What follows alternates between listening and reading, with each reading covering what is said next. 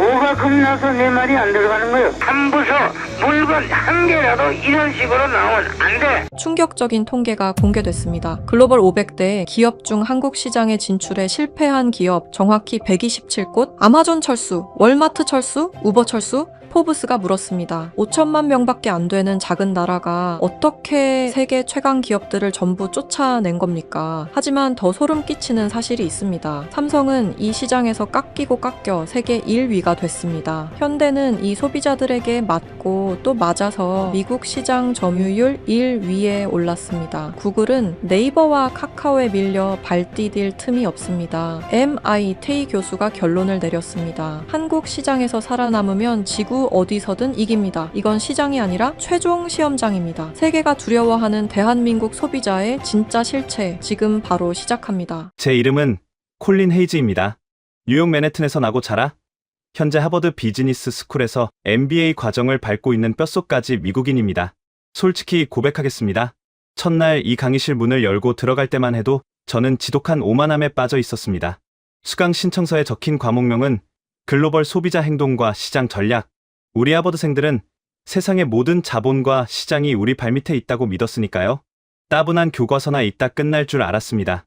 하지만 정각을 알리는 종이 울리고 한 남자가 교탁 앞에 서는 순간 세계 최고의 수재들이 모인 알드리치 홀의 공기가 차갑게 얼어붙었습니다.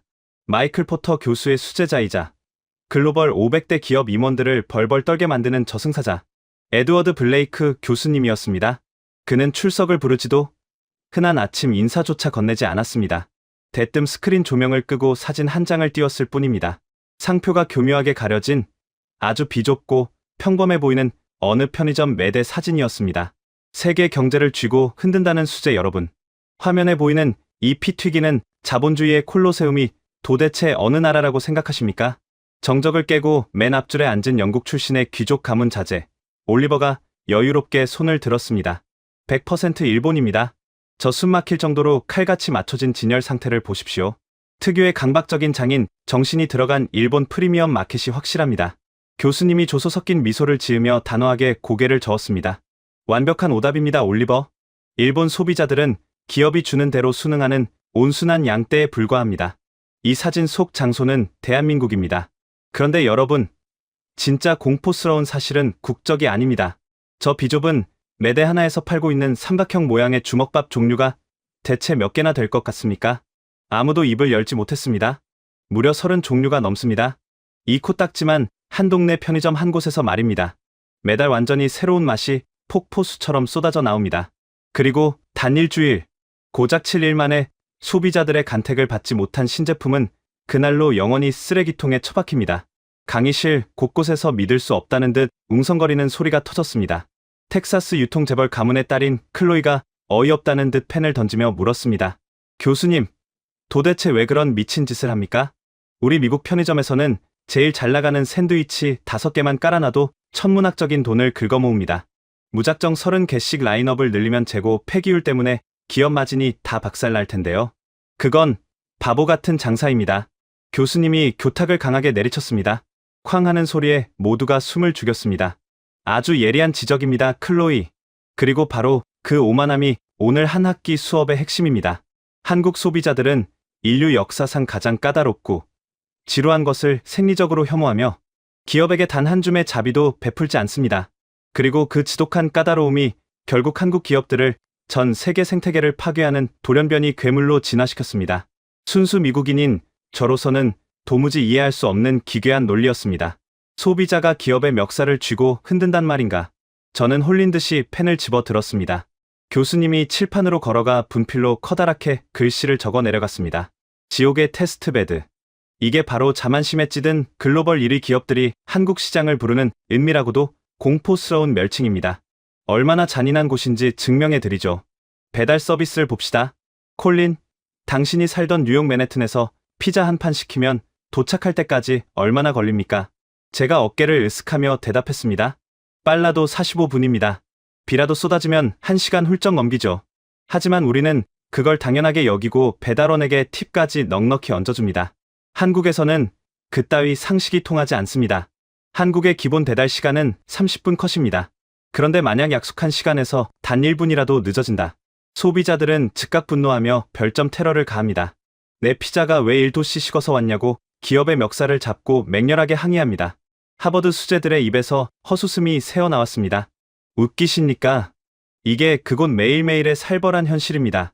한국 소비자들은 기다림이라는 단어 자체를 극도로 혐오합니다. 그래서 한국의 배달 플랫폼들은 살아남기 위해 미친 듯이 동선을 짜내고 인공지능 배차 시스템을 초 단위로 갈아엎어야만 했습니다. 그 결과 전 세계의 그 어떤 선진국도 감히 흉내조차 낼 수 없는 완벽하고 경이로운 물류 배달망이 탄생했죠. 교수님이 쉴 틈 없이 두 번째 팩트 폭격을 던졌습니다. IT 환경을 볼까요? 한국의 초고속 인터넷 속도가 세계 압도적 1위라는 건 다들 아실 겁니다. 이유가 뭘까요? 정부가 돈을 많이 썼기 때문일까요? 아닙니다.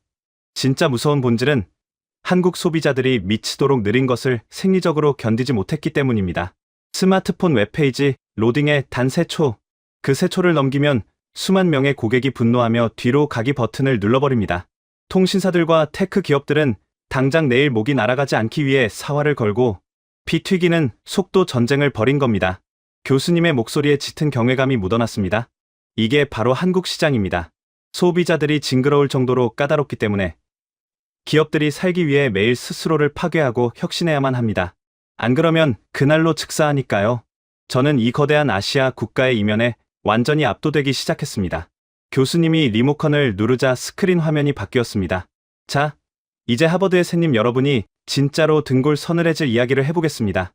자본주의의 제왕이라 불리며 세상을 호령하던 글로벌 기업들이 한국에 멋모르고 발을 들였다가 어떻게 뼈도 못 추리고 도살당했는지 말입니다.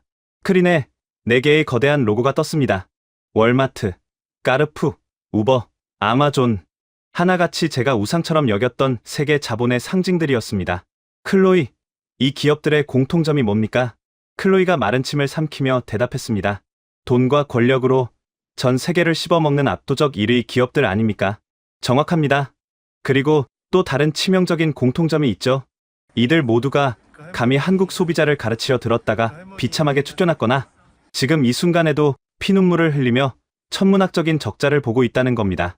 강의실 전체에 찬물이 끼얹어졌습니다. 세계 유통의 절대 권력자 월마트부터 볼까요? 이들은 오만방자하게 한국 땅을 밟았습니다. 자신들의 미국식 성공 방정식이 인류의 정답이라고 맹신했죠. 지게차가 돌아다니는 거대한 시멘트 바닥, 천장까지 닿는 대용량 박스, 직원이 간섭하지 않는 쿨한 셀프 쇼핑. 그런데 결과가 어땠을까요? 고작 8회 만에 두 손 두 발 다 들고 야반도주하듯 도망쳤습니다. 변명의 여지가 없는 끔찍한 완패였죠. 올리버가 황당하다는 듯 쏘아붙였습니다. 아니, 도대체 왜 실패한 겁니까? 월마트의 막강한 자본력을 이길 로컬 마트가 아시아에 존재할 리 없지 않습니까? 교수님이 교탁을 강하게 쥐며 으르렁거리듯 말했습니다. 그 멍청하고 오만한 미국 본사, 임원들이 한국 소비자들의 피 속에 흐르는 DNA를 철저히 무시했기 때문입니다. 우리 미국인들은 주말에 한번 픽업트럭 몰고 가서 냉장고에 꽉꽉 쟁여두는 걸 풍요라고 믿습니다. 하지만 한국인들은 완전히 다릅니다. 어떻게 다릅니까? 오늘 저녁 밥상에 올릴 채소는 오늘 아침 밭에서 뽑은 것이어야 합니다. 비닐에 꽁꽁 포장되어 일주일을 묵힌 생선을 사라고요. 한국인들에게 그건 음식물 쓰레기나 다름없는 모욕입니다. 그들은 매일 마트에 가서 펄떡이는 생선 누나를 직접 확인해야 직성이 풀리는 무서운 사람들입니다. 교수님이 손가락으로 허공을 찌르며 말을 이었습니다. 결정적으로 주거 환경을 보십시오. 한국은 인구 밀도가 높아 거대한 아파트 단지에 모여 삽니다. 월마트에서 산 사람 몸집만 한 두루마리 휴지 묶음을 쌓아둘 지하실이 없어요. 넓은 차고 문화도 없고요. 그런데 월마트는 끝까지 자신들의 미국식 룰이 선진국형 정답이라며 고집을 피웠습니다. 결과는 냉혹한 시장 퇴출이었습니다. 저는 그제야 해머로 뒤통수를 맞은 듯 깨달았습니다. 문화를 가르치려 든 대가가 이토록 거대한 제국의 목을 단숨에 날려버릴 줄은 꿈에도 몰랐던 것입니다. 교수님이 고지어 까르푸 로고를 가리켰습니다. 프랑스의 자존심이자 유럽 최대의 유통 공룡 까르푸도 똑같이 당했습니다. 10년을 버티다 피를 흘리며 짐을 쌌죠. 이들의 치명적인 패착은 무엇이었을까요? 제가 조심스럽게 물었습니다. 월마트처럼 문화를 무시한 거 아닙니까? 비슷하지만 까르푸는 한 가지 더 지독하게 오만한 짓을 저질렀습니다. 한국 지사 직원들에게 그 어떤 결정권도 주지 않았습니다. 아주 사소한 마케팅 하나조차 지구 반대편 프랑스 파리 본사에서 통제했죠. 본사의 중앙 통제는 글로벌 기업의 기본 아닙니까? 그게 왜 치명적입니까? 한국 시장의 변화 속도는 인간의 상식을 초월합니다. 오늘 불티나게 팔리던 대유행 아이템이 내일이면 촌스러운 쓰레기가 됩니다. 그런데 돼지고기 매대에 할인 현수막 하나 거는 덧조차 파리본사 임원들의 느긋한 팩스 결제를 받기 위해 2주일씩 허송세월을 보냈습니다. 교수님의 목소리가 쩌렁쩌렁 울렸습니다. 한국의 토종 경쟁사들은 소비자들의 실시간 반응을 보고 단 하루 만에 매장 구조를 다 뜯어고치며 폭격 수준의 마케팅을 퍼붓는데 까르푸는 우아하게 와인이나 마시며 서류 결제나 기다리고 있었던 겁니다. 빠르지 않으면 그 즉시 모가지가 날아갑니다. 한국 소비자들은 당신들이 파리에서 승인을 받든 말든 단 1초도 기다려주지 않습니다. 저는 숨을 쉴 수가 없었습니다. 압도적인 자본만 믿고 덤볐던 거인들이 까다로운 소비자들의 예민한 촉각 앞에서 추수풍낙엽처럼 떨어져 나가는 모습은 그 자체로 충격이었습니다. 하지만 이것은 거대한 폭풍의 서막에 불과했습니다. 유통업계의 낡은 거인들이 피를 흘리며 쓰러진 자리에 이번에는 인류의 생활 방식을 통째로 바꾼 최첨단 혁신의 상징 우버와 아마존이 한국 시장의 문을 부수고 들어왔기 때문입니다. 교수님이 스크린의 다음 슬라이드를 넘기자 우리가 신처럼 떠받들던 두 개의 로고가 차갑게 빛났습니다. 우버 그리고 아마존이었습니다. 알드리치 홀 강의실의 공기는 마치 한겨울의 빙하처럼 차갑게 얼어붙어 있었습니다. 세계 최고의 수재라 자부하던 하버드 MBA 학생들의 얼굴에는 이전에 볼 수 없었던 거대한 당혹감이 서려 있었습니다. 유통업계의 공룡인 월마트와 까르푸가 아시아의 작은 반도 국가에서 피눈물을 흘리며 도망쳤다는 사실만으로도 우리의 오만함은 벼랑 끝으로 내몰렸습니다. 하지만 에드워드 블레이크 교수님의 무자비한 폭격은 이제 막 서막을 넘겼을 뿐이었습니다. 교수님이 교탁 위를 손가락으로 가볍게 두드리자 거대한 스크린에 우리 세대의 혁신을 상징하는 두 개의 검은색 로고가 떠올랐습니다. 우버, 그리고 아마존, 월마트와 까르푸의 실패는 오프라인 매장이라는 물리적 한계 때문이라고 치부할 수도 있습니다. 유통업은 원래 현지화가 까다로우니까요. 하지만 여러분, 스크린에 뜬 이 두 기업은 차원이 다릅니다. 이들은 국경을 초월하는 소프트웨어와 플랫폼 코드로 전 세계 인류의 생활 방식을 통째로 지배해버린 자본주의의 절대 권력자들입니다. 콜린, 당신은 이 기업들이 한국 시장에서 어떤 성적표를 받았을 것이라 예상합니까? 저를 향해 던져진 갑작스러운 질문에 저는 마른 침을 삼키며 조심스럽게 대답했습니다. 교수님, 소프트웨어와 플랫폼은 국경이 없습니다. 우버의 알고리즘과 아마존의 물류 인프라는 전 세계 어디서나 동일하게 작동하는 완벽한 시스템 아닙니까? 한국의 유통망이 아무리 특이하다고 해도 실리콘밸리의 압도적인 기술력 앞에서는 결국 굴복했을 것이라 생각합니다. 제 대답에 텍사스 출신의 클로이와 영국에서 온 올리버를 비롯한 대부분의 학생들이 고개를 끄덕였습니다. 기술의 격차는 문화의 차이마저 짓밟아버릴 수 있다는 것이 우리 엘리트들의 굳건한 믿음이었습니다. 하지만 블레이크 교수님의 입가에는 등골이 서늘해지는 조소 섞인 미소가 번졌습니다. 참으로 미국인다운 낭만적인 착각입니다. 결론부터 말씀드리죠.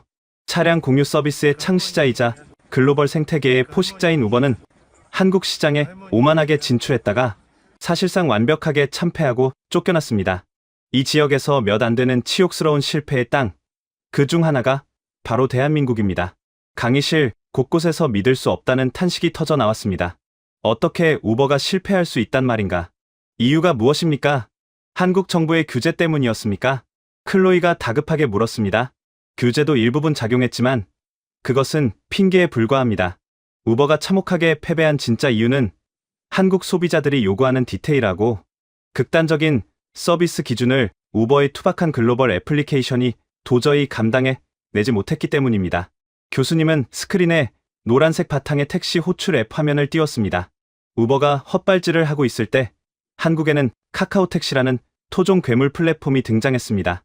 우버보다 한참 늦게 출발했지만 이들은 단숨에 시장을 완벽하게 장악해버렸죠. 어떻게 가능했을까요? 카카오 택시는 한국 소비자들의 아주 미세하고 예민한 심리를 현미경처럼 분석했습니다. 여러분, 택시를 탈 때 기사님과 목적지를 두고 실랑이를 벌이거나 억지로 대화를 나눠야 하는 상황이 귀찮았던 적 없으십니까? 강의실의 학생들 몇몇이 고개를 끄덕였습니다. 저 역시 뉴욕 맨해튼에서 우버를 탈 때 가끔 수다스러운 기사를 만나면 피곤함을 느끼곤 했습니다. 한국 소비자들은 그런 사소한 감정 소모조차 극도로 혐오했습니다. 택시 안에서 자신의 개인적인 공간과 침묵을 완벽하게 보장받기를 원했죠. 카카오택시는 이 점을 소름 돋을 정도로 정확히 파고들었습니다. 앱에서 출발지와 목적지를 입력하면 기사의 내비게이션으로 모든 정보가 자동으로 전송됩니다. 승객은 택시에 타서 내릴 때까지 단 한마디의 말도 할 필요가 없습니다. 거기에 국민 대부분이 사용하는 메신저 앱과 자동 결제 시스템까지 하나의 생태계로 완벽하게 묶어버렸습니다. 블레이크 교수님의 목소리가 쩌렁쩌렁하게 울렸습니다. 한국 소비자들은 조금이라도 인터페이스가 불편하거나 결제 단계가 1초라도 지연되거나 앱의 디자인이 직관적이지 않으면 가차없이 삭제 버튼을 눌러버립니다. 우버의 글로벌 표준 앱은 그들에게 너무나 투박하고 불친절한 고철 덩어리에 불과했던 겁니다. 혁신의 아이콘이던 우버가 역으로 혁신이 부족하다는 이유로 한국 소비자들에게 외면당한 비참한 사건이었습니다. 저는 뒤통수를 강하게 얻어맞은 기분이었습니다. 실리콘밸리의 천재들이 만든 완벽한 코드가 말 한마디 섞기 싫어하는 한국 소비자들의 섬세하고 까다로운 취향 앞에서 철저하게 무너져 내린 것입니다. 하지만 충격은 여기서 끝이 아니었습니다. 교수님은 곧바로 전자상거래의 절대 제왕, 아마존의 로고를 가리켰습니다. 자, 이제 자본주의 물류의 끝판왕 아마존을 살펴봅시다. 클로이, 우리 미국인들에게 아마존 프라임 서비스는 어떤 의미입니까? 클로이가 자랑스러운 표정으로 대답했습니다. 그건 마법이나 다름없습니다. 광활한 미국 대륙에서 주문한 지 단 이틀 만에 문 앞까지 물건을 배송해주는 시스템은 인류 역사상 최고의 물류 혁신입니다. 우리는 아마존 없이는 단 하루도 살 수 없습니다. 정확합니다. 우리는 이틀 만에 오는 택배를 보며 아마존을 찬양합니다. 그런데 여러분, 이 위대한 아마존이 유독 한국 시장에서는 힘을 쓰지 못하고 쩔쩔매고 있습니다. 아예 본격적인 진출조차 주저하며 식은땀을 흘리고 있죠. 도대체 왜 그럴까요? 교수님은 질문을 던진 후 칠판으로 걸어가 아주 또박또박 세 글자를 적었습니다. 쿠팡. 아마존이 한국에 들어오지 못하는 가장 큰 장벽은 바로 이 한국의 토종 이커머스 괴물 때문입니다. 여러분, 아마존의 이틀 배송이 마법 같다고 하셨죠? 한국의 쿠팡은 로켓 배송이라는 시스템을 운영합니다. 밤 11시 59분에 침대에 누워 스마트폰으로 우유와 계란, 그리고 휴지를 주문하면 다음날 아침 7시가 되기 전에 현관문 앞에 물건이 도착해 있습니다. 그게 물리적으로 가능합니까? 올리버가 자리에서 벌떡 일어나며 소리쳤습니다. 하버드의 엘리트들 모두가 경악을 금치 못했습니다. 밤 12시에 주문한 물건이 동이 트기 전에 도착한다는 것은 물류의 상식을 완전히 파괴하는 이야기였기 때문입니다. 불가능해 보이지만 한국에서는 숨 쉬는 것처럼 당연한 일상입니다. 심지어 오늘 아침에 주문하면 오늘 오후에 도착하는 당일 배송도 흔하게 벌어집니다. 한국 소비자들에게 이틀이라는 시간은 너무나 길고 지루한 영겁의 시간입니다. 아마존이 자랑하는 이틀 배송을 한국 시장에 내놓았다가는 속도가 너무 느려 터졌다는 조롱과 함께 소비자들의 맹렬한 비난을 받고 일주일 만에 문을 닫아야 할 겁니다. 교수님의 설명은 우리의 상식을 산산조각 내고 있었습니다. 더 무서운 것은 반품 시스템입니다. 콜린, 미국에서 아마존 물건을 반품하려면 어떻게 해야 합니까? 웹사이트에서 환불 신청을 하고 반품 라벨을 프린트해서 박스에 붙인 다음 차를 몰고 근처 UPS, 우체국이나 지정된 드롭 박스까지 찾아가서 물건을 맡겨야 합니다. 며칠 뒤에 환불 승인이 떨어지고요. 그렇죠. 우리는 그 번거로운 과정을 당연한 수고로움이라 여깁니다. 하지만 한국 소비자들에게 그런 방식을 강요했다가는 폭동이 일어날 겁니다. 한국에서는 구매한 옷의 색상이 마음에 들지 않으면 스마트폰으로 버튼 하나만 누르면 환불이 끝납니다. 포장 박스를 찾을 필요도, 라벨을 프린트할 필요도, 집 밖으로 한 발자국 나갈 필요도 없습니다. 그냥 물건을 현관문 앞에 툭 내놓기만 하면 택배 기사가 알아서 수거해가고 그 즉시 계좌로 돈이 환불됩니다. 이 모든 것이 클릭 한 번으로 끝납니다. 강의실 안은 쥐 죽은 듯 고요해졌습니다. 저를 포함한 모든 미국 학생들은 거대한 충격에 빠져 입을 다물지 못했습니다. 우리가 세계 최고라 믿어 의심치 않았던 아마존의 시스템이 한국이라는 나라에서는 그저 낡고 불편하며 느려 터진 구시대의 유물 취급을 받을 수밖에 없다는 현실을 마주한 것입니다. 블레이크 교수님이 교탁을 강하게 내리치며 목소리를 높였습니다. 이것이 바로 한국 소비자들이 지배하는 지옥의 생태계입니다.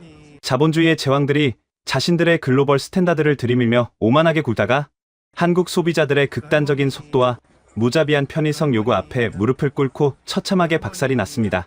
그들은 세계를 지배했지만 단 한 곳, 대한민국 소비자들의 기준은 도저히 맞출 수가 없었던 겁니다. 저는 덜덜 떨리는 손으로 노트를 꽉 쥐었습니다. 등골에 식은땀이 차올랐습니다. 글로벌 1위 기업들조차 버티지 못하고 도망치는 이 잔혹하고 피비린내 나는 사륙의 시장. 그렇다면 한 가지 소름 돋는 의문이 머릿속을 강타했습니다. 우버와 아마존마저 도살당하는 이 끔찍한 생태계 안에서 도대체 한국의 토종 기업들은 어떻게 살아남은 것일까? 매일 분노하며 완벽을 요구하는 그 무서운 소비자들의 채찍질을 견뎌내며 그들은 대체 속으로 어떤 끔찍한 돌연변이 진화를 겪고 있었던 것일까? 교수님이 리모컨을 누르자 스크린에 우버와 아마존 로고가 사라지고 칠흑 같은 어둠이 깔렸습니다. 그리고 그 어둠을 뚫고 푸른색의 타원형 로고 하나가 거대하게 떠올랐습니다.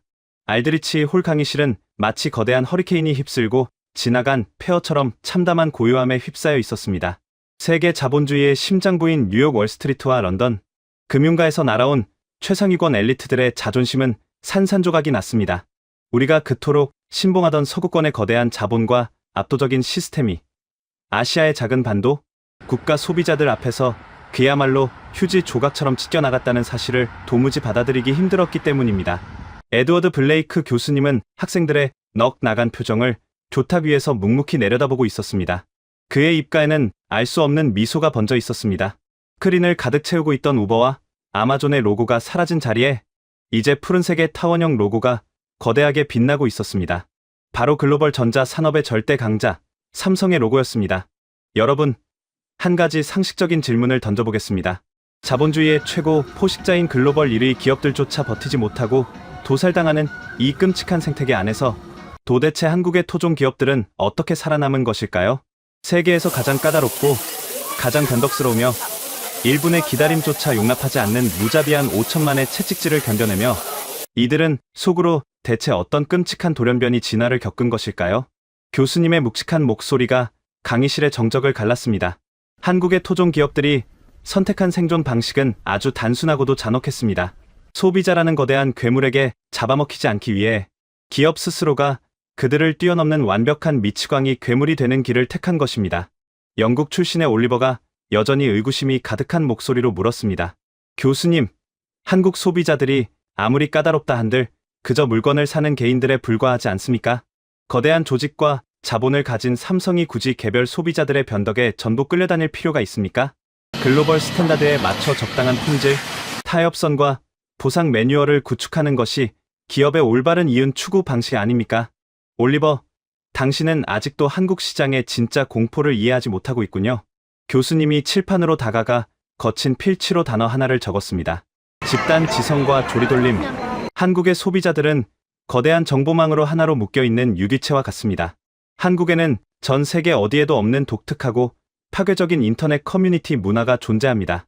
이들은 단순히 물건을 사고 불평하는 데 그치지 않습니다.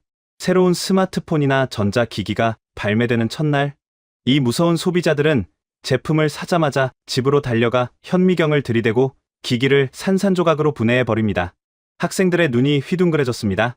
그들은 기기 안에 들어간 부품의 원가가 얼마인지, 납땜의 상태는 어떤지, 심지어 디스플레이 패널의 색 온도가 이전 모델과 비교해 아주 미세하게 어떻게 달라졌는지를 전문가 뺨치는 수준으로 분석해 인터넷 게시판에 올립니다. 만약 스마트폰의 테두리, 베젤의 육안으로는 겨우 보일락말락 한 0.1mm의 단차가 발견된다면 어떻게 될까요? 클로이, 미국 기업이라면 이 정도 미세한 결함에 어떻게 대응합니까? 클로이가 계산기를 두드리는 신용을 하며 대답했습니다. 그 정도 수치라면 공정상의 허용오차 범위로 간주합니다. 만약 클레임을 거는 예민한 고객이 있다면 개별적으로 새 제품으로 교환해 주거나 할인 쿠폰을 쥐어주면 그만입니다. 생산 라인을 멈추고 공정을 갈아엎는 비용보다 그게 훨씬 싸게 먹히니까요. 정확한 자본주의적 계산입니다. 하지만 한국에서 그 오만한 계산기를 두드리는 순간 그 기업은 문자 그대로 잿더미가 됩니다. 0.1mm의 단차를 발견한 소비자의 글은 단 3시간 만에 수백만 건의 조회수를 기록하며 전 국민의 스마트폰으로 퍼져나갑니다. 다음날 아침이면 모든 주요 뉴스의 헤드라인을 장식하고 소비자들은 분노하며 불매운동이라는 이름의 무자비한 조리돌림을 시작합니다. 주식시장에서는 기업의 시가총액이 수십억 달러씩 증발해버립니다. 단 한 번의 사소한 실수가 기업의 숨통을 완벽하게 끊어놓는 사회. 그것이 바로 대한민국입니다. 저는 등줄기를 타고 식은땀이 흘러내리는 것을 느꼈습니다. 실수가 용납되지 않는 사회, 적당한 타협이 곧 죽음을 의미하는 극한의 콜로세움. 그 속에서 기업이 살아남을 유일한 방법은 강박증에 가까운 완벽함 뿐이었습니다. 블레이크 교수님의 눈빛이 과거의 강렬한 기억을 더듬듯 깊어졌습니다. 이 미친 생태계에서 기업이 어떻게 숨을 쉬고 있는지, 제가 16년 전 한국의 글로벌 전자 기기 제조 공장을 직접 방문했을 때 겪은 소름 돋는 일화를 하나 들려드리죠. 교수님은 넥타이를 살짝 느슨하게 풀며 교탁 앞으로 걸어 나왔습니다. 우리는 모두 교수님의 입술만 뚫어져라 바라보았습니다.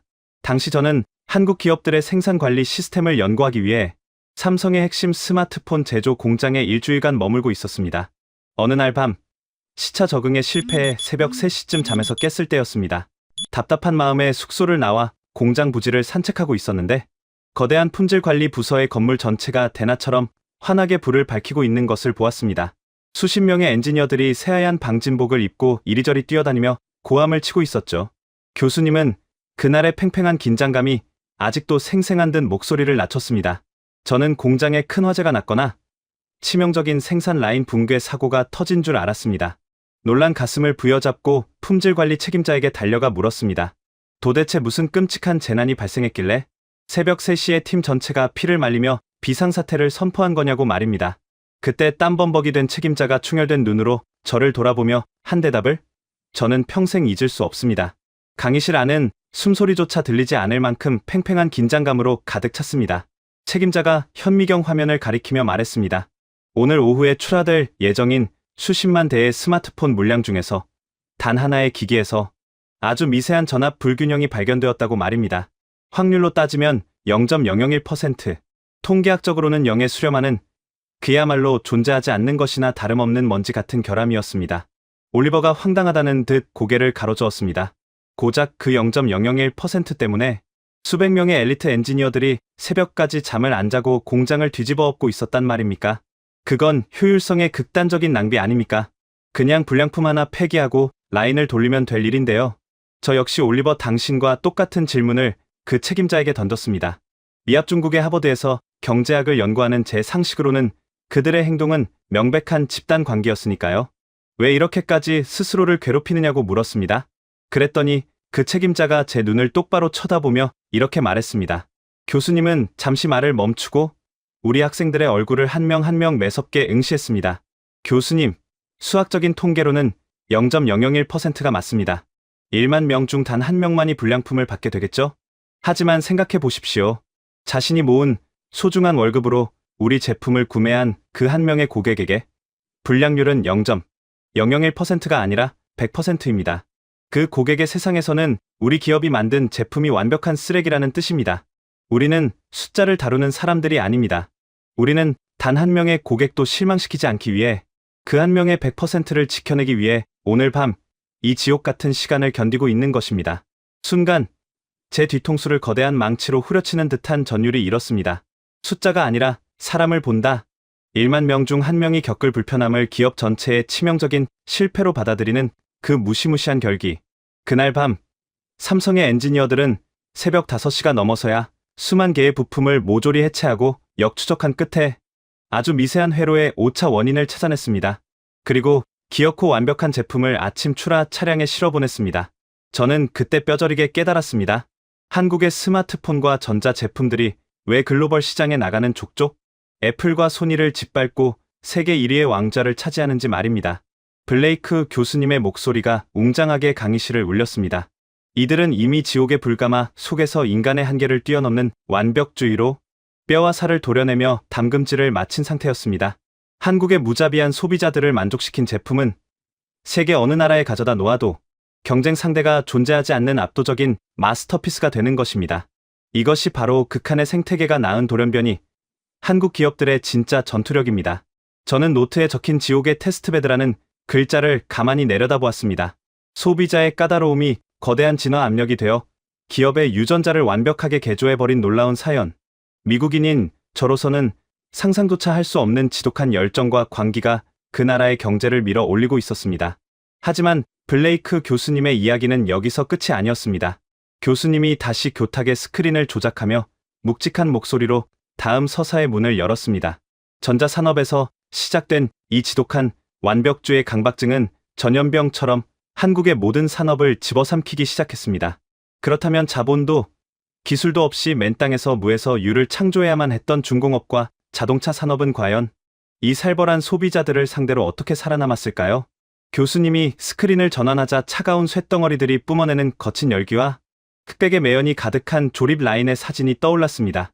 우리는 인류 역사상 가장 무모하고 미친 짓이라 불렸던 거대한 도박과 그 도박이 만들어낸 또 다른 기적의 서사 속으로 빨려 들어가기 시작했습니다.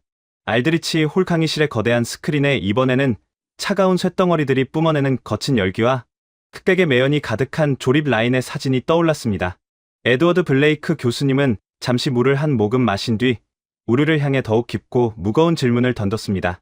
여러분, 반도체와 스마트폰 같은 첨단 전자 산업은 부품의 정밀함으로 승부하는 분야입니다. 그렇다면 수만 개의 거대한 기계 부품이 맞물려 돌아가며 막대한 자본과 100년의 축적된 기술력이 절대적으로 필요한 중공업과 자동차 산업은 어떨까요? 콜린, 미합 중국의 심장부에서 자란 당신에게 자동차 산업이란 어떤 의미입니까? 제가 대답했습니다. 자동차는 곧 포드와 GM으로 대변되는 미국의 긍지이자 오랜 시간 축적된 서구권 산업혁명의 상징입니다. 자본도 기술력도 없는 아시아의 작은 국가가 감히 넘볼 수 있는 영역이 아니라고 생각합니다. 정확합니다. 불과 수십 년 전 한국은 방금 전쟁의 잿더미에서 간신히 일어난 제대로 된 포장도로조차 몇 개 없는 가난한 나라였습니다. 그곳에서 자신들의 손으로 직접 고유 모델 자동차를 만들고 심지어 그것을 세계 시장에 내다 팔겠다고 선언한 한 남자가 있었습니다. 전 세계의 언론과 경제학자들은 그를 향해 미치광이라며 손가락질을 했고 일본의 자동차 회사들은 비에서 비웃음을 흘렸습니다. 하지만 그 남자는 자동차 산업의 거대한 진입, 장벽을 특유의 불도저 같은 뚝심과 기상천외한 도박으로 산산조각 내버렸습니다. 교수님의 눈빛이 형형하게 빛났습니다. 그가 바로 한국의 현대라는 거대한 그룹을 이끌던 정 회장입니다. 그는 서구권의 기술 독립을 이뤄내기 위해 혈혈단신으로 전 세계를 누볐습니다. 하지만 진짜 험난한 시련은 자동차를 만든 후부터 시작되었습니다. 기적적으로 자동차를 생산해냈지만 당시 굳게 닫혀있던 글로벌 시장, 특히 유럽과 동구권의 철벽 같은 장벽을 뚫기란 계란으로 바위를 치는 것과 같았습니다. 그때 정 회장은 인류 경제사에서 그 누구도 상상하지 못한 가장 무모하고도 거대한 배팅을 던집니다. 학생들은 숨을 죽이고 교수님의 다음 말을 기다렸습니다. 정 회장은 글로벌 시장의 활로를 뚫기 위해 당시 이념의 갈등과 경제적 위기를 겪고 있던 동유럽의 낯선 국가, 바로 유고슬라비아의 막대한 금융 지원을 단행합니다. 영국에서 온 올리버가 자리에서 펄쩍 뛰며 소리쳤습니다. 유고슬라비아요. 교수님, 그게 말이 됩니까? 당시 한국은 자신들의 코가 석자인 개발 도상국이었습니다. 게다가 유고슬라비아는 복잡한 국제 정치의 화약고이자 공산권 국가였습니다. 일개 민간 기업의 회장이 국가조차 주저할 만한 천문학적인 자금을, 그것도 지구 반대편의 낯선 나라에 지원했다는 건 명백한 자살 행위이자 미친 도박 아닙니까? 블레이크 교수님이 교탁을 강하게 내리치며 대답했습니다. 맞습니다. 그것은 미친 도박이었습니다. 하지만 정 회장의 시야는 보통 사람들의 상식을 아득히 초월해 있었습니다. 그는 유고슬라비아에 대한 파격적인 금융 지원을 지렛대 삼아 동구권 시장에 굳게 닫힌 빗장을 박살내버린 것입니다. 이것은 단순한 돈의 지원이 아니었습니다. 한국이라는 작은 나라의 기업이 유럽 한복판에 강력한 경제적 교두보를 마련하고 자신들의 선박과 자동차, 그리고 건설 기술을 전 세계에 팔아치우기 위해 목숨을 걸고 던진 피비린내 나는 승부수였습니다. 결국 이 무모한 배팅은 적중했고 현대의 자동차들은 태평양과 대서양을 건너 글로벌 시장으로 쏟아져 나가기 시작했습니다. 저는 온몸에 소름이 돋는 것을 느꼈습니다. 기업의 이윤을 넘어 국가의 운명을 어깨에 짊어지고 세계 지도를 통째로 체스판 삼아 게임을 벌인 한 인간의 압도적인 야망, 서구권의 엘리트들이 안락한 사무실에서 확률과 통계를 계산하고 있을 때 그들은 야수처럼 세계를 향해 돌진하고 있었던 것입니다. 하지만 교수님의 목소리는 곧바로 차갑게 가라앉았습니다.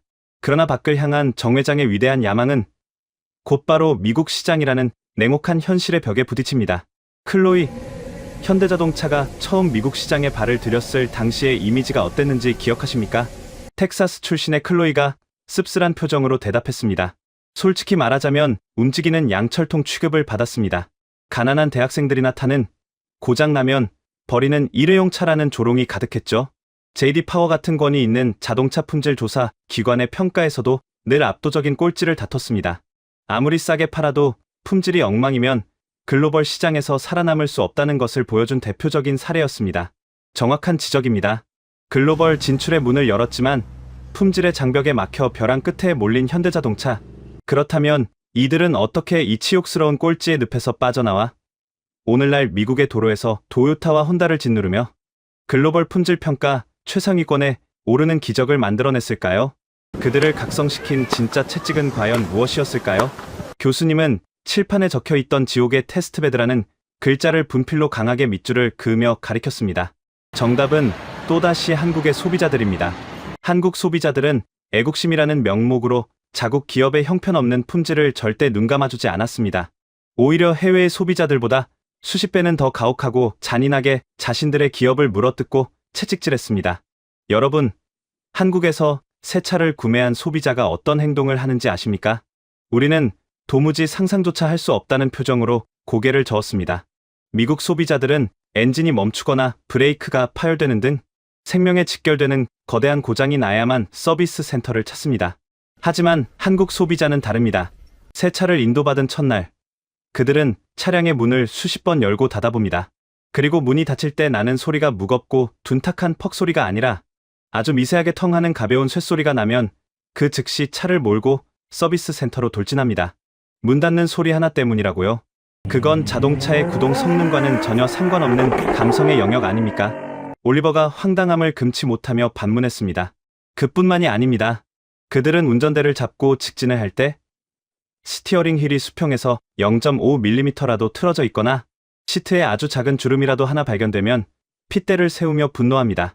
차량 외관의 철판과 철판이 맞닿는 단차가 좌우 1mm만 달라도 그 차량은 인터넷 커뮤니티에 사진이 찍혀 수십만 명에게 조리돌림을 당합니다. 미국 소비자들이라면 10년을 타도 눈치채지 못할 그 미세한 결함을 한국 소비자들은 매 눈으로 찾아내어 기업의 멱살을 잡고 흔들었습니다. 블레이크 교수님의 목소리에 힘이 들어갔습니다. 이 미친 듯한 까다로움에 시달린 현대자동차의 품질 관리부서는 그야말로 피를 토하는 심정으로 시스템을 뜯어고쳤습니다. 독일의 콧대 높은 명차 브랜드의 품질 관리팀이 한국의 자동차 공장을 견학 왔다가 경악을 금치 못하고 혀를 내두른 일화가 있습니다. 독일에서는 고객의 클레임이 들어오면 원인을 분석하고 대책을 세우는데 한 달이 걸렸습니다. 그런데 한국에서는 고객이 분노하며 클레임을 거는 순간 24시간 안에 원인 분석이 끝나고 48시간 안에 공정의 대책이 세워지며 단 7일 만에 완벽한 재발 방지 시스템이 구축되어 생산 라인에 적용되고 있었습니다. 독일의 전문가들은 그 미친 속도를 보며 등골에 식은땀을 흘렸습니다. 강의실은 무거운 침묵에 휩싸였습니다. 우리는 마침내 이해하기 시작했습니다. 글로벌 시장에서 싸구려 취급을 받던 한국의 자동차가 어떻게 단기간에 JD 파워 품질 평가에서 최상위권으로 뛰어오르며 기적을 써 내려갔는지를 말입니다. 그것은 기적이 아니라 1mm의 오차조차 용납하지 않는 한국 소비자들의 살벌한 진화 압력이 만들어낸 처절한 생존의 결과물이었습니다. 수십 년간 이 지옥 같은 소비자의 클레임을 최전선에서 온몸으로 두들겨 맞으며 품질을 한계치까지 끌어올린 자동차. 그 자동차가 밖으로 나가 미국과 유럽의 관대한 소비자들을 만났을 때 어떤 일이 벌어졌겠습니까? 잔고장 하나 없고 10년을 타도 문 닫는 소리조차 완벽하게 통제된 압도적인 괴물로 군림하게 된 것입니다. 한국 소비자의 눈높이를 맞추다 보니 지구상 그 어느 나라의 소비자도 만족시킬 수 있는 무적의 품질을 갖추게 된 것입니다. 저는 심장이 터질 듯이 뛰는 것을 느꼈습니다. 거대한 쇳덩어리를 다루는 중공업의 세계조차도 이 작은 나라의 까다로운 소비자들 앞에서는 예민한 시계 바늘처럼 정교하게 다듬어지고 있었습니다. 그들의 끈질긴 불만과 요구는 곧 기업을 세계 1위로 밀어 올리는 가장 잔혹하고도 완벽한 로켓 엔진이었습니다. 하지만 교수님은 여기서 분위기를 환기시키듯 넥타이를 매만지며 미소를 지었습니다. 자, 무겁고 거친 쇳덩어리 이야기는 이쯤에서 접어두죠. 지금까지는 그래도 기계와 기술의 영역이었습니다. 이제 우리는 인간의 가장 본초적인 욕망이자 극도의 예민함이 지배하는 두 가지 산업 분야로 넘어가 보겠습니다. 한국 여성들의 거울 앞과 한국 남성들의 모니터 앞에서 벌어지는 광기 어린 집착. 매일 밤 11개의 의식을 치르는 사람들과 밸런스 0점. 1%에 분노하여 회사로 트럭을 돌진시키는 사람들의 이야기. 과연 뷰티와 게임 산업은 이 지옥에서 어떤 기형적인 진화를 겪게 되었을까요? 알드리치 홀강이실은 거대한 중공업과 자동차 산업의 피비린내. 나는 생존기에 압도되어 무거운 침묵에 잠겨 있었습니다. 육중한 쇳덩어리마저 1mm의 오차 없이 통제해버리는 한국 소비자들의 지독한 완벽주의. 우리는 그 무자비한 채찍질에 입을 다물지 못했습니다. 에드워드 블레이크 교수님은 잠시 숨을 고르더니 칠판에 글씨를 지우고 새로운 2개의 단어를 거침없이 적어 내려갔습니다. 화장품, 그리고 게임. 거대한 기계 장치의 세계에서 벗어나 이번에는 인간의 가장 사적이고 예민한 욕망이 지배하는 2가지 산업 분야로 시선을 돌려보겠습니다. 텍사스에서 온 클로이, 당신은 미국 뷰티 시장의 트렌드에 대해 잘 알고 있을 텐데요. 평범한 미국 여성들의 아침 스킨케어 단계는 보통 어떻게 됩니까? 클로이가 약간의 자신감을 되찾은 듯 미소를 지으며 대답했습니다. 아주 단순하고 실용적이죠.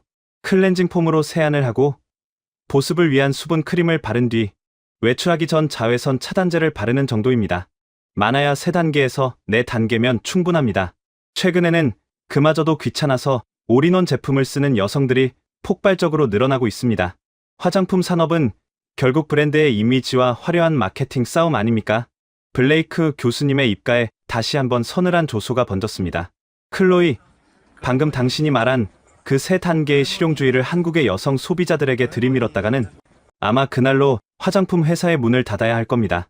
전 세계의 화장품 제국을 호령하던 프랑스와 미국의 명품 뷰티 브랜드들이 유독 한국 시장에서만큼은 쩔쩔매며 현지 토종 브랜드들에게 점유율을 뺏기고 있는 진짜 이유가 무엇인지 아십니까?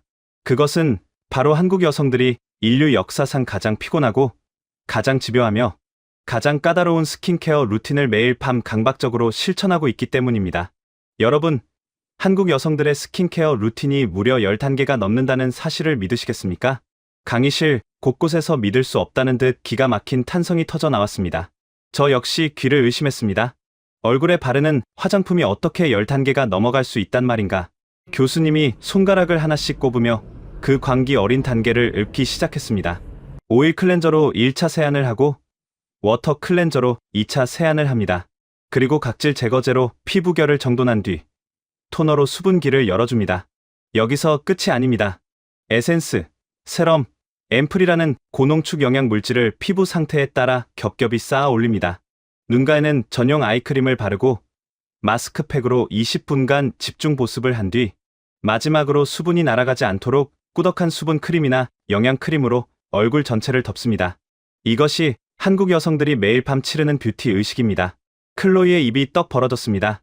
미국인들의 실용주의적 관점에서는 완벽한 시간 낭비이자 금전적 사치로 보일 수밖에 없는 끔찍한 과정이었습니다. 도대체 왜 그렇게까지 하는 겁니까? 피부가 숨을 쉴 틈조차 없겠는데요. 그들은 투명하고 결점 없는 도자기 피부를 원하기 때문입니다. 한국 여성들은 화장품을 단순히 피부를 덮는 페인트가 아니라 과학적인 화학 반응을 일으키는 약품으로 대합니다. 스마트폰 앱을 켜서 화장품 뒷면에 적힌 수십 가지의 복잡한 화학 성분을 모조리 분석하고 알레르기 유발 물질이 단 하나라도 들어있으면 즉시 쓰레기통에 처박아 버립니다.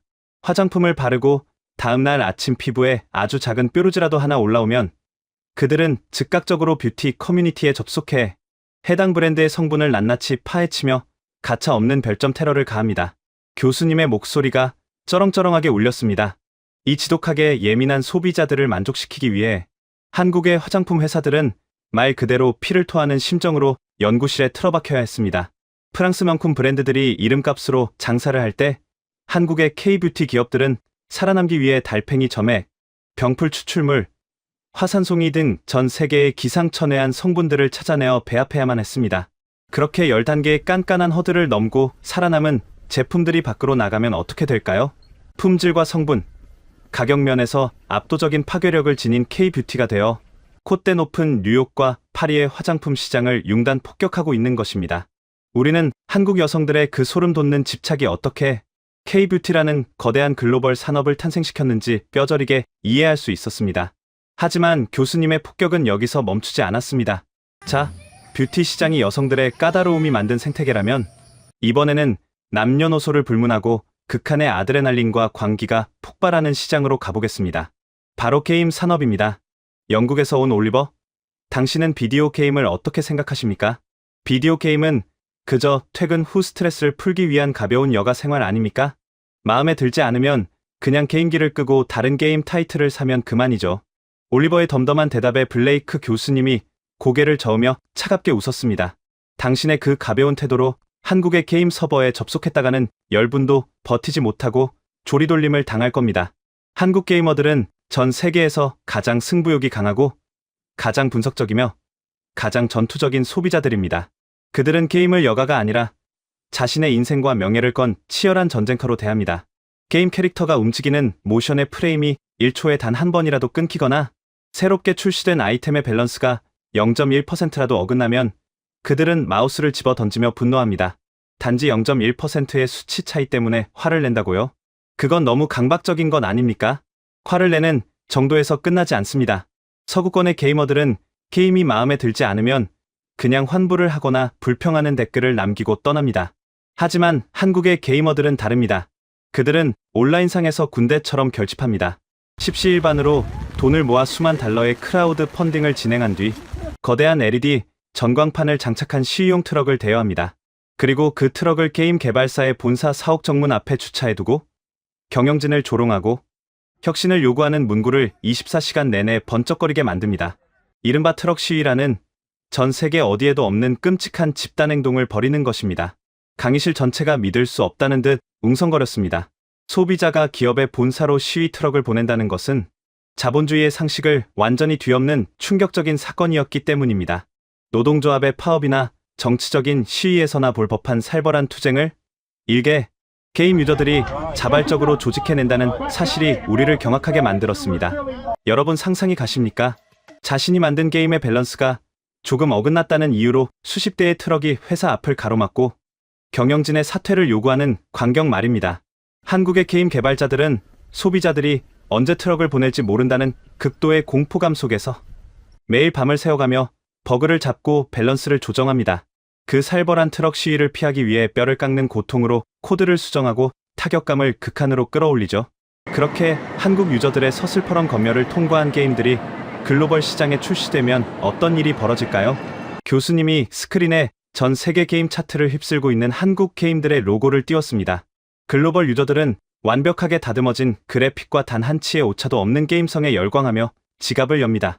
한국 게이머들의 그 무자비한 트럭 시위가 역설적으로 한국의 게임 산업을 세계 최고 수준의 완성도로 밀어올린 가장 강력한 진화 압력이 된 것입니다. 이쯤 되면 소비자는 왕이 아니라 기업의 멱살을 쥐고 낭떠러지로 몰아넣는 폭군에 가깝습니다. 저는 입술을 굳게 깨물었습니다. 10단계의 스킨케어를 강요하는 화장품 시장과 트럭을 보내 기업을 협박하는 게임 시장. 이 나라는 도대체 소비자와 기업이 어떤 기괴한 공생관계를 맺고 있는 것일까? 하지만 블레이크 교수님의 눈빛은 더욱 날카롭게 빛나고 있었습니다. 인간의 예민한 취향과 집착이 산업을 바꾼 이야기를 넘어 이번에는 대한민국의 척박하고 가혹한 물리적 환경 자체가 어떻게 소비자들의 결핍과 불만을 폭발시켰고 그것이 전 세계의 생활 방식을 바꿔놓은 위대한 발명품으로 이어졌는지에 대한 더욱 거대한 서사가 기다리고 있었기 때문입니다. 과연 이 지독한 결핍의 생태계는 자본주의 역사상 어떤 기상천외한 물건들을 세상에 내놓았을까요? 알드리치 홀 강의실의 공기는 이제 거대한 미스터리를 풀어가는 탐정의 방처럼 팽팽하게 당겨져 있었습니다. 10단계의 스킨케어와 게임 회사를 향한 트럭 시위는 한국인들의 기질적인 까다로움을 보여주는 극단적인 사례였습니다. 하지만 에드워드 블레이크 교수님은 우리가 가진 놀라움의 한계를 다시 한번 산산조각 낼 준비를 마친 듯 보였습니다. 교수님은 스크린에 세탁기와 에어컨, 그리고 플라스틱 반찬통 사진을 나란히 띄웠습니다. 지극히 일상적이고 평범한 가정집의 풍경이었습니다. 수백억 달러의 자본이 오가는 비즈니스 스쿨의 스크린에 등장하기에는 너무나 소박하고 뜬금없는 물건들이었습니다. 지금까지 우리는 인간의 내면적인 예민함과 까다로움이 어떻게 산업을 바꾸는지 보았습니다. 하지만 혁신의 진짜 강력한 원동력은 따로 있습니다. 바로 환경이 주는 지독한 결핍과 생활 속의 처절한 불만입니다. 한국이라는 나라는 아주 특수하고 가혹한 주거 환경을 가지고 있습니다.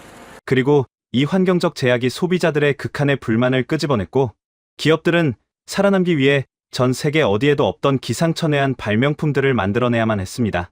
교수님은 첫 번째 사진인 세탁기를 가리켰습니다. 클로이, 당신의 텍사스 본가에서 세탁기는 보통 어디에 위치해 있습니까? 당연히 넓은 차고 구석이나 지하에 마련된 별도의 세탁실에 있죠. 텍사스의 집들은 크고 널찍하니까요. 그렇죠. 미국이나 유럽의 단독주택에서는 세탁기가 빨래를 돌리며 탱크 굴러가는 소리를 내든 진동으로 바닥이 흔들리든 아무도 신경 쓰지 않습니다. 그저 문을 닫아버리면 그만이니까요. 하지만 한국은 다릅니다. 5천만 명의 인구가 좁은 땅덩어리에 모여 살다 보니 국민의 절대 다수가 아파트라는 고밀도 다세대 주택에 거주합니다. 그것도 벽 하나, 바닥 하나를 사이에 두고 위아래 집의 숨소리마저 공유하는 얇은 콘크리트 구조물 안에서 말입니다. 교수님이 양손으로 벽을 만드는 신용을 했습니다. 이런 환경에서 세탁기가 굉음을 내며 심하게 진동한다고 상상해 보십시오. 밤 9시에 퇴근한 직장인이 세탁기를 돌리는 순간 아래층 주민은 천장이 무너지는 듯한 진동을 느끼며 극도의 스트레스를 받습니다. 한국에서는 이를 층간 소음이라고 부르는데 이는 단순한 불편함을 넘어 이웃 간의 칼부림까지 일어나는 심각한 사회적 재난입니다. 학생들은 믿을 수 없다는 듯 숨을 죽였습니다. 가전제품의 소음이 살인 충동을 일으킬 정도의 재난이라니 넓은 대륙에서 살아온 우리로서는 도무지 이해하기 힘든 밀도의 공포였습니다. 이 지독한 환경적 결핍 앞에서 한국 소비자들은 세탁기 제조사들을 향해 맹렬한 불만을 쏟아냈습니다. 소리가 나지 않는 세탁기, 진동이 없는 세탁기를 만들어내라고 기업의 목을 조르기 시작한 겁니다. 미국의 가전업체들이라면 코웃음을 치며 무시했을 요구였습니다. 하지만 한국의 가전업체, 특히 LG, 전자 같은 기업들은 생존을 위해 이 불가능해 보이는 미션에 사활을 걸었습니다. 교수님의 목소리가 강렬하게 강의실을 때렸습니다. 그들은 기존의 세탁기 통을 돌리던 시끄러운 고무벨트 방식을 쓰레기통에 내다 버렸습니다. 그리고 모터가 세탁통에 직접 붙어서 소음과 진동을 원천적으로 차단해버리는 혁신적인 다이렉트 드라이브, 인버터 모터를 세계 최초로 상용화해냈습니다. 층간소음에 핏대를 세우는 한국 소비자들의 불만이 세탁기 기술의 역사를 통째로 바꿔버린 겁니다. 그 결과가 어떨까요? 소음 없고 진동 없는 LG의 세탁기는 현재 미국과 유럽의 프리미엄 가전 시장을 싹쓸이하며 글로벌 1위 자리를 굳건히 지키고 있습니다. 저는 무릎을 탁 쳤습니다. 넓은 영토를 가진 선진국에서는 굳이 필요를 느끼지 못해 발전하지 않았던 기술이 좁은 아파트라는 한국의 제약 조건 속에서 극한으로 담금질되어 세계 최고로 거듭난 것입니다. 교수님은 곧바로 에어컨 사진으로 넘어갔습니다. 두 번째는 푹푹 찌는 한여름의 에어컨입니다. 콜린, 뉴욕의 여름도 상당히 덥고 습하죠. 여름철 에어컨 전기 요금은 보통 어떻게 나옵니까? 덥긴 하지만 전기 요금이 크게 부담되지는 않습니다. 한 달 내내 켜두어도 사용한 만큼만 요금을 내면 되니까요. 하지만 한국의 전기 요금 시스템은 무시무시합니다. 한국에는 누진제라는 제도가 있습니다. 전기를 일정 구간 이상 많이 사용할수록 단가가 2배, 3배, 심지어 과거에는 10배까지 폭발적으로 기하급수적으로 늘어나는 끔찍한 세금 폭탄 구조입니다. 섭씨 35도가 넘어가는 찜통더위 속에서도 한국의 소비자들은 전기 요금 고지서가 두려워 거실에 에어컨을 차마 틀지 못하고 선풍기 앞에서 땀을 뻘뻘 흘리며 공포에 떨어야 했습니다. 교수님의 묘사가 너무나 생생해 강의실의 학생들조차 끈적이는 더위와 전기세의 압박을 느끼는 듯 미간을 찌푸렸습니다. 소비자들의 거대한 불만은 극에 달했습니다. 시원하면서도 전기를 덜 먹는 기적의 에어컨을 만들라고 가전업체들을 쥐어짜기 시작했습니다. 이 딜레마를 해결하기 위해 한국의 가전회사들은 말 그대로 영혼을 갈아 넣었습니다. 그들은 인공지능 센서를 달아 사람의 움직임을 감지해 필요한 곳에만 냉기를 쏴주고 설정 온도에 도달하면 실외기가 스스로 전력 소모를 0에 가깝게 최소화해버리는 극강의 스마트 인버터 기술을 완성했습니다. 살인적인 누진제가 강제한 이 에너지 효율 혁신은 역설적으로 전 세계에서 가장 전기를 적게 먹으면서도 가장 시원한 최고의 에어컨을 탄생시켰습니다. 전 세계가 기후 위기와 에너지 폭등으로 고통받는 지금 한국의 고효율 에어컨은 전 세계 시장에서 절대적인 존재감을 자랑하고 있습니다. 이것은 그야말로 마법 같은 연금술이었습니다. 제약과 억압이 오히려 혁신의 씨앗이 되어 글로벌 스탠다드를 지배해버린 서사. 하지만 가장 기상천외한 발명품은 아직 남아 있었습니다. 교수님이 스크린에 띄운 마지막 사진은 플라스틱 반찬통과 정체를 알 수 없는 거대한 냉장고였습니다. 마지막으로 볼 것은 한국 주부들의 사소한 불만이 창조해낸 전무후무한 카테고리의 발명품들입니다. 여러분, 한국의 전통 음식은 찌개나 국물 요리가 많고 특히 냄새가 강렬하고 발효 과정을 거치는 김치라는 음식이 필수적입니다. 과거 한국의 주부들은 남은 음식을 그릇에 담아 일반 냉장고에 넣을 때마다 깊은 절망에 빠졌습니다. 교수님이 코를 쥐어짜는 신용을 하며 말을 이었습니다. 일반 용기에 김치를 담아 냉장고에 넣으면 그 강렬한 마늘 냄새와 젓갈 냄새가 냉장고 전체로 퍼져나가 버터와 우유에까지 스며들었습니다. 게다가 용기를 조금만 기울여도 김치 국물이 밖으로 줄줄 새어나와 냉장고 바닥을 붉게 물들였죠. 한국 주부들의 분노가 하늘을 찔렀습니다. 냄새가 배지 않고 국물이 절대 새지 않는 밀폐 용기가 필요했습니다. 그래서 어떻게 했습니까? 올리버가 침을 꼴깍 삼키며 물었습니다. 한 한국 중소기업이 플라스틱 뚜껑에 내면에 실리콘 날개를 달아 똑딱 소리와 함께 완벽하게 밀착시켜버리는 사면 결착 밀폐 용기를 세상에 내놓았습니다. 그 유명한 라겔락의 탄생입니다. 뚜껑을 닫고 물을 담아 거꾸로 흔들어도 단 한 방울의 물도 떨어지지 않는 완벽한 밀폐력. 이 제품은 한국 주부들의 폭발적인 환호를 받았고 현재는 수억 명의 인류가 사용하는 주방의 필수품이 되었습니다. 교수님의 목소리가 절정을 향해 치달았습니다. 하지만 주부들의 불만은 여기서 끝나지 않았습니다. 완벽하게 밀폐를 해도 일반 냉장고에서는 문을 열고 닫을 때마다 온도가 변해 김치가 며칠 만에 시큼하게 썩어버렸기 때문입니다. 주부들은 1년 내내 섭씨 0도 이하의 일정한 온도를 유지해 김치의 아삭한 맛을 지켜줄 마법의 공간을 원했습니다. 서구권의 상식으로는 도저히 이해할 수 없는 요구였습니다. 세상에 양배추 절임 하나를 보관하기 위해 수천 달러짜리 전용 냉장고를 따로 산다는 게 말이 됩니까? 학생들은 일제히 헛웃음을 지으며 고개를 저었습니다. 하지만 교수님의 표정은 더없이 진지했습니다. 하지만 한국의 가전업체들은 그 엉뚱하고 미친 요구를 현실로 만들어버렸습니다. 냉기 유출을 막기 위해 뚜껑을 위로 여는 방식을 도입하고 칸칸마다 온도를 0.1도 단위로 제어할 수 있는 세상에 없던 새로운 기계, 바로 김치냉장고라는 전무후무한 카테고리를 창조해낸 것입니다. 처음에는 전 세계 가전업계가 미친 짓이라며 비웃었지만 현재 한국의 거의 모든 가정집에는 이 김치냉장고가 필수적으로 놓여 있습니다. 소비자들의 극단적인 불만과 예민한 미각이 아예 세상에 존재하지도 않던 수십억 달러짜리 거대한 가전시장을 무에서 유로 창조해버린 것입니다. 강의실은 거대한 깨달음의 탄성으로 가득 찼습니다. 아파트의 층간소음, 살인적인 전기, 요금 누진제, 냄새나고 국물이 새는 발효 음식, 한국인들의 일상을 괴롭히던 이 지독한 결핍과 불만들은 혁신의 발목을 잡는 장애물이 아니었습니다. 그것은 오히려 기업들을 절벽 끝으로 내몰아 전 세계 누구도 상상하지 못한 독창적이고 압도적인 제품을 만들어내게 한 가장 완벽한 채찍질이었습니다. 우리는 한국이라는 지옥의 테스트베드가 어떻게 세계의 기준을 바꿔가고 있는지 뼈저리게 실감하고 있었습니다. 하지만 이 치열하고 잔혹한 생태계의 룰은 이제 한국 토종 기업들의 진화를 넘어 세계 자본주의의 정점에 서 있는 콧대 높은 글로벌 아이콘들마저 강제로 굴복시키기 시작했습니다. 과연 그 절대 전략을 수정하지 않기로 유명한 스타벅스와 이케아는 한국 시장의 무자비한 집단 지성 앞에서 어떻게 백기를 들고 투항하게 되었을까요? 알드리치 홀 강의실의 공기는 이제 거대한 미스터리를 마주한 탐정들의 방처럼 팽팽하게 당겨져 있었습니다.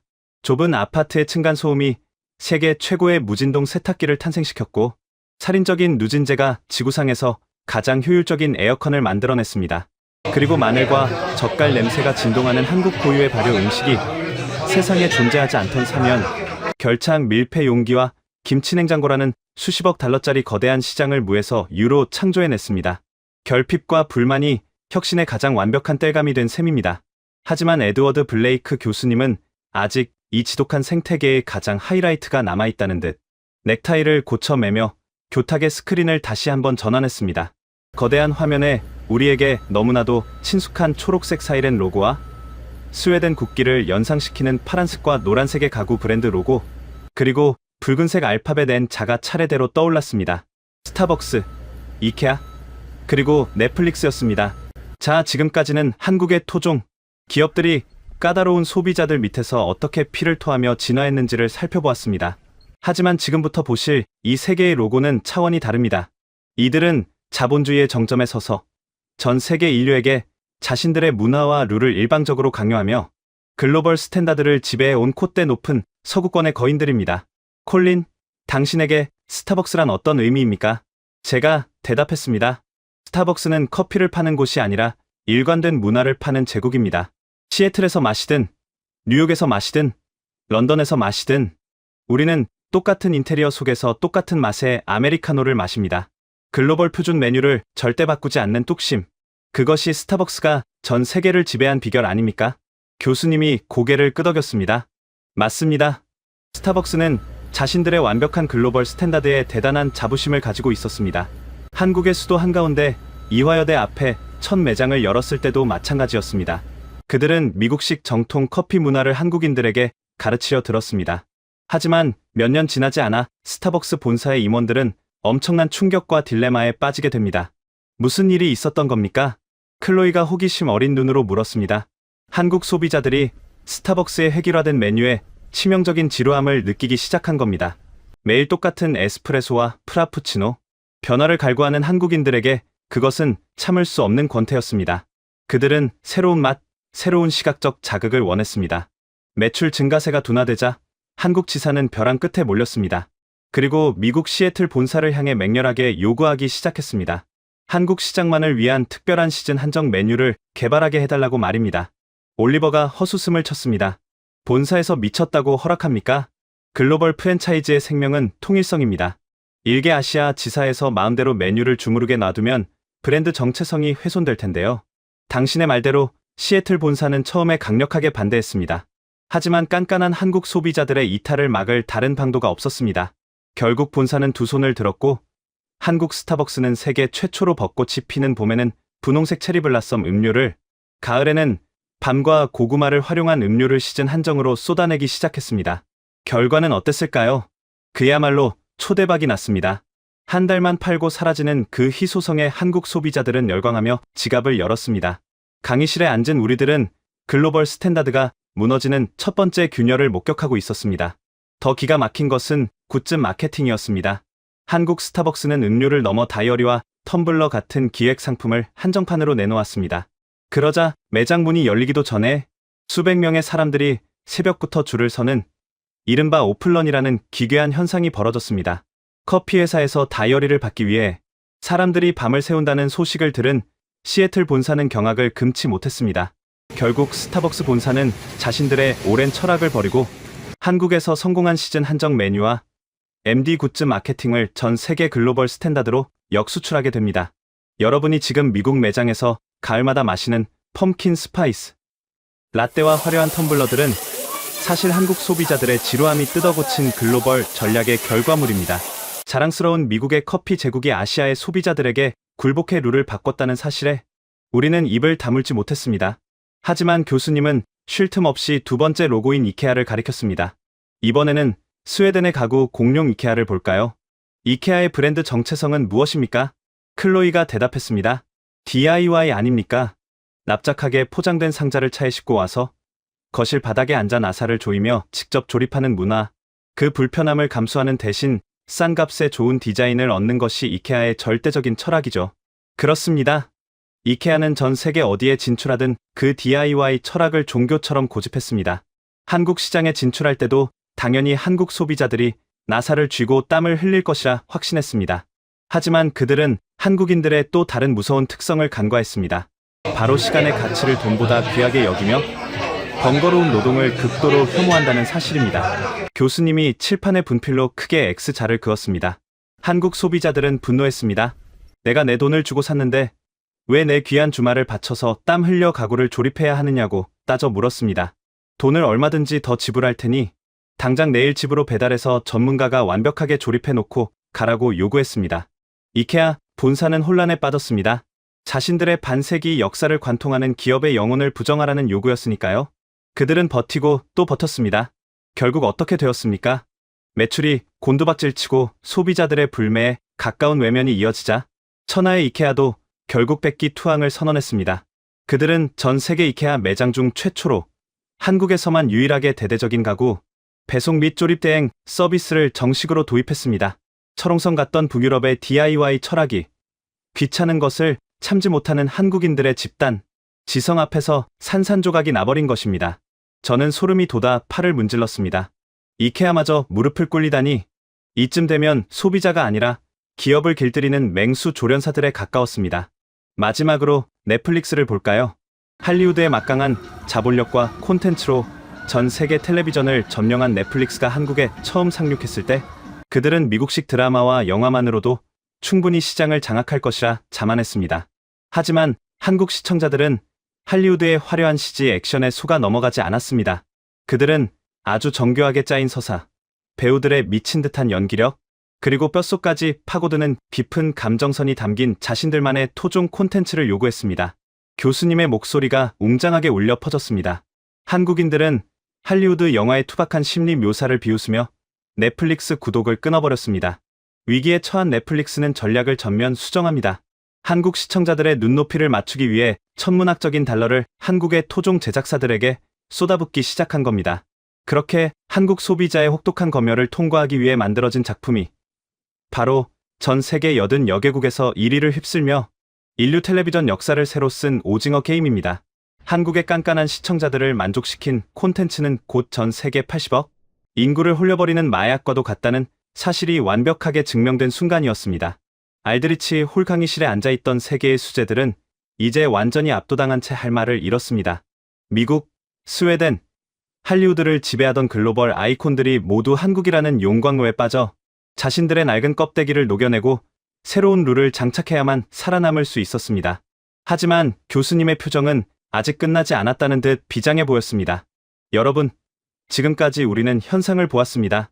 그렇다면 도대체 왜 이 아시아의 작은 반도 국가에 사는 5천만 명의 사람들은 왜 이토록 기형적일 만큼 까다롭고 참을성이 없으며 완벽주의에 미쳐 있는 것일까요? 그들의 피 속에 대체 어떤 저주받은 DNA가 새겨져 있길래 전 세계의 기업들을 이토록 공포에 떨게 만드는 것일까요? 교수님은 분필을 고쳐쥐고 자본주의의 미래를 결정지을 가장 무겁고도 거대한 비밀을 칠판에 적어 내려가기 시작했습니다. 우리는 침을 꼴깍 삼키며 세계를 지배할 이 소름 돋는 괴물, 소비자들의 태생적 비밀이 밝혀질 마지막 서사를 숨죽여 기다렸습니다. 여러분, 이 모든 광기의 근원을 이해하기 위해서는 단 하나의 단어만 기억하면 됩니다. 에드워드 블레이크 교수님이 칠판 한가운데 아주 또박또박 그리고 힘을 주어 거대한 두 단어를 적었습니다. 압축 성장. 미국, 영국, 프랑스, 우리 서구권 선진국들이 증기기관을 돌리며 산업혁명을 거치고 피비린내 나는 민주화 투쟁을 겪으며 정보통신 시대로 진입하기까지 걸린 시간이 대략 200년입니다.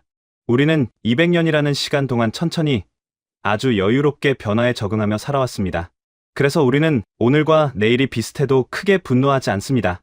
시스템이 조금 느려도, 기차가 5분 연착되어도, 배달이 10분 늦어도 그저 그러려니 하며 관대하게 받아들입니다. 교수님은 우리 학생들을 향해 매서운 눈빛을 던지며 말을 이었습니다. 하지만 한국은 다릅니다. 6.25 전쟁으로 국토가 완벽하게 잿더미가 되었던 지구상에서 가장 가난한 나라, 그 완벽한 폐허 위에서 이들은 우리가 200년 동안 이룩한 산업화와 민주화, 그리고 IT혁명을 불과 30-40년 만에 모조리 때려 박듯 완성해버렸습니다. 인간의 상식을 파괴하는 속도로 세상을 갈아엎어 버린 것입니다. 이것이 바로 압축 성장입니다. 저는 숨이 턱 막히는 기분을 느꼈습니다. 수십 년 만에 잿더미에서 첨단 사이버 펑크 도시를 건설해낸 민족, 그 폭발적인 에너지는 과연 사람들의 뇌구조를 어떻게 바꿔놓았을까? 이 극단적인 성장의 속도는 한국인들의 무의식 속에 아주 무섭고도 강박적인 DNA를 새겨 넣었습니다. 그것은 바로 어제보다 오늘이 압도적으로 나아야 하고 오늘보다 내일은 완벽하게 진화해 있어야 한다는 맹목적인 믿음입니다. 한국인들에게 정체란 곧 끔찍한 퇴보를 의미합니다. 그들은 어제와 똑같은 오늘을 견디지 못합니다. 스마트폰은 매년 눈에 띄게 얇아져야 하고 인터넷 속도는 어제보다 2배 빨라져야 하며 서비스는 작년보다 10배는 더 친절하고 완벽해져야만 직성이 풀립니다. 그 가혹한 기대치가 기업의 멱살을 잡고 미친 듯이 앞으로 끌고 나가는 거대한 진화 압력이 된 것입니다. 강의실에 앉아있던 텍사스 출신의 클로이도, 영국 귀족 가문의 올리버도 더 이상 오만한 반론을 제기하지 못했습니다. 우리는 그저 거대한 역사적 소용돌이 속에서 재련된 한 국가의 위대한 생존 본능 앞에 고개를 숙일 뿐이었습니다. 자, 과거의 이야기는 여기까지입니다. 이제 제가 하버드의 MBA 과정에서 여러분에게 이 지옥의 테스트베드를 가르치는 진짜 이유, 바로 미래의 패권에 대한 이야기를 해보겠습니다. 교수님이 스크린에 눈이 부시도록 화려한 인공지능 서버망과 딥러닝 코드, 그리고 자율주행 자동차와 메타버스의 가상현실 이미지들을 차례대로 띄웠습니다. 인류는 지금 AI와 자율주행이라는 한 번도 경험해보지 못한 미지의 영역으로 막 진입하고 있습니다. 실리콘밸리의 천재들이 밤을 새워 만든 AI 알고리즘이 과연 인간의 복잡한 감정과 요구를 완벽하게 충족시킬 수 있을까요? 자율주행 자동차가 도로 위에서 일어나는 수만 가지의 돌발 상황을 오차없이 통제할 수 있을까요? 블레이크 교수님이 교탁을 강하게 두드리며 사자오를 토해냈습니다. 글로벌 빅테크 기업들은 이미 해답을 알고 있습니다. 자신들의 불완전한 첨단 기술을 완성시키기 위해서는 전 세계에서 가장 무자비하고 가장 성질이 급하며 가장 작은 결함조차 용납하지 않는 가장 포악한 실험 쥐들이 필요하다는 사실을 말입니다. 조금이라도 AI가 멍청한 대답을 하면 쌍욕을 퍼부으며 서버를 폭파시켜버리고 자율주행 센서가 0.1초라도 늦게 반응하면 즉각 불매 운동을 벌여 기업을 박살내버릴 그 극단적인 소비자들? 바로 5천만 명의 대한민국 국민들 말입니다. 저의 뇌리 속에 번쩍이는 번개가 내리쳤습니다. 구글, 애플, 마이크로소프트, 세상을 지배하는 실리콘밸리의 거인들이 왜 새로운 기술을 개발할 때마다 약속이나 한 듯 한국 시장에 가장 먼저 베타 테스트를 오픈하는지 그 소름 돋는 이유가 퍼즐처럼 맞춰졌습니다. 미국의 관대한 소비자들에게 AI를 테스트하면 그들은 오답을 내놓아도 하 웃으며 기계니까 그럴 수 있지 하고 넘어갈 것입니다. 그런 시장에서는 절대 완벽한 기술 혁신이 이루어질 수 없습니다.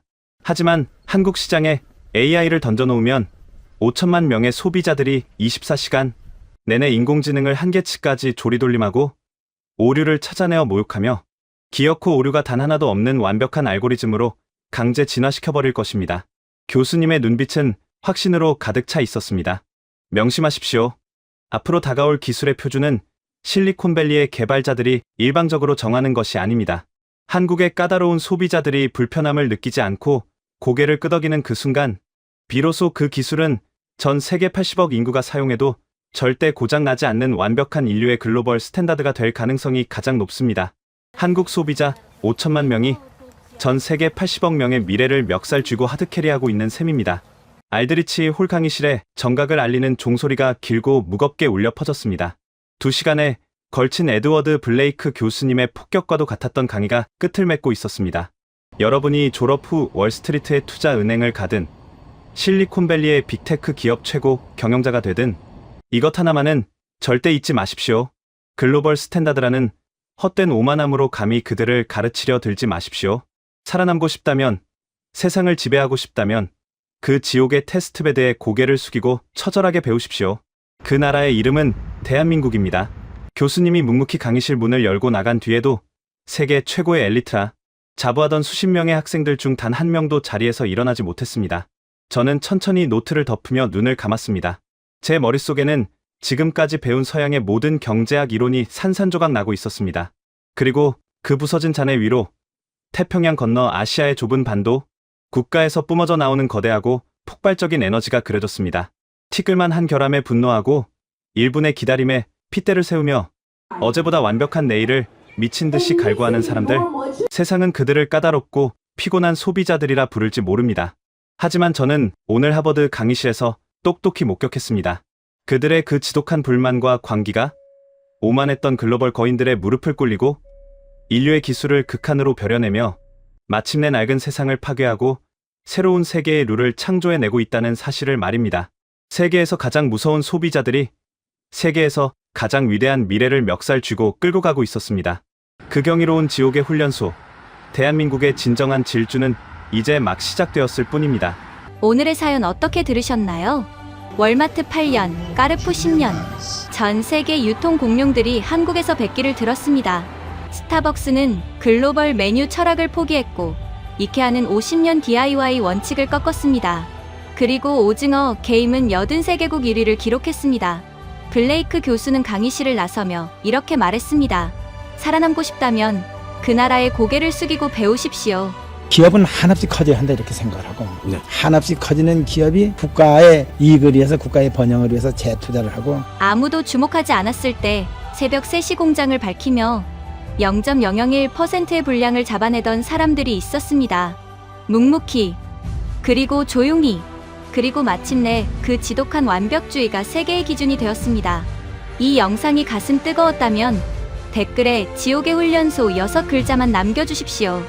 여러분의 댓글 하나가 이 이야기를 더 많은 사람에게 닿게 합니다. 우리가 스스로의 가치를 알아야 세계가 우리를 알아봅니다. 감사합니다.